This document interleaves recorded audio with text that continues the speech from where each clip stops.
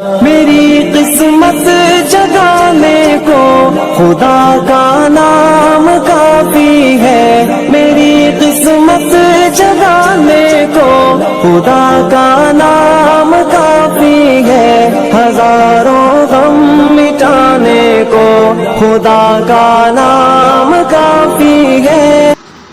حضرات گرامی، اب آئیے درود شریف کی فضیلت بیان کر کے رخصت ہو جانا چاہتا ہوں۔ یقیناً یہ واقعہ سننے کے بعد آپ کا ایمان تازہ ہو جائے گا۔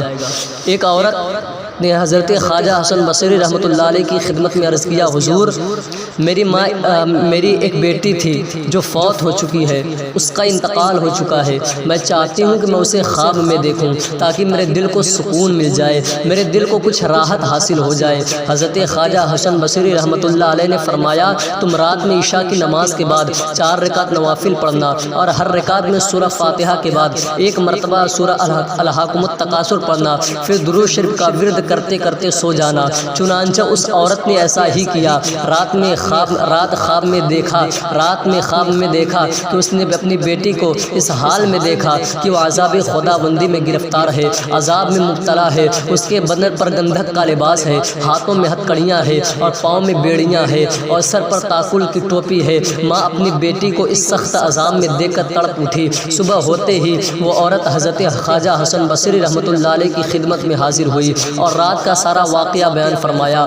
آپ نے فرمایا، بیٹی کے لیے کچھ صدقہ کر دے، اللہ تعالیٰ اس صدقے کی وجہ سے اسے معاف فرما دے گا۔ اس کے چند روز بعد حضرت خواجہ حسن بصری رحمۃ اللہ علیہ ایک رات سوئے ہوئے تھے۔ خواب میں کیا دیکھتے ہیں کہ جنتی باغوں میں سے ایک باغ ہے جس میں ایک مزین تخت بچھا ہوا ہے اور اس پر ایک لڑکی نورانی تاج پہنے بیٹھی ہوئی ہے۔ لڑکی نے کہا، اے حسن بصری رحمۃ اللہ علیہ، آپ مجھے پہچانتے ہیں؟ آپ نے فرمایا، نہیں، میں تجھے نہیں پہچانتا۔ تو لڑکی نے کہا، عرض کیا، حضور میں وہی لڑکی ہوں جس کی ماں آپ کے پاس آئی تھی اور مجھے خواب میں دیکھنے کی تمنا ظاہر کی تھی۔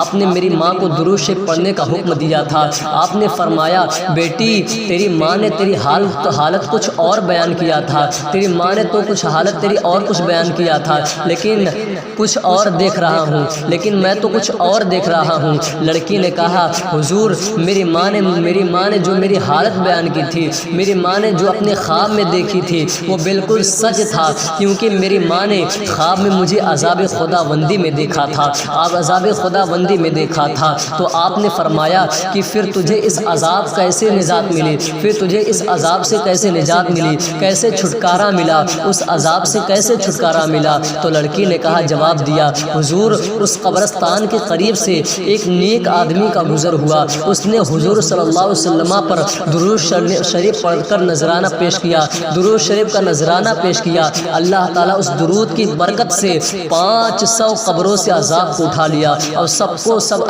کو ایسی دولت عطا فرما دی۔ میرے دوستوں اور بزرگوں، معلوم ہوا کہ درود پڑھنا، درود پاک میں بڑی برکت و عظمت ہے۔ اس سے سرکار کا قرب ملتا ہے، اس سے سرکار مدینہ کا قرب حاصل ہوتا ہے، ان کی شفاعت بھی ملتی ہے، ان کا دیدار بھی نصیب ہوتا ہے اور دین و دنیا میں کامیابی و کامرانی ملتی ہے۔ مولا تعالیٰ سے دعا ہے کہ ہم سب کو محبوب کا سچا عاشق بنائے، انہیں کی محبت میں جلائے، انہیں کی محبت میں اٹھائے، انہیں کی محبت میں سلائے، یعنی میری زندگی کا یہ وظیفہ ہو جائے، میں سو جاؤں یا مصطفیٰ کہتے کہتے، میں سو جاؤں یا مصطفیٰ کہتے کہتے، کھلے آنکھ صلی علی کہتے کہتے، کھلے آنکھ صلی علی کہتے کہتے۔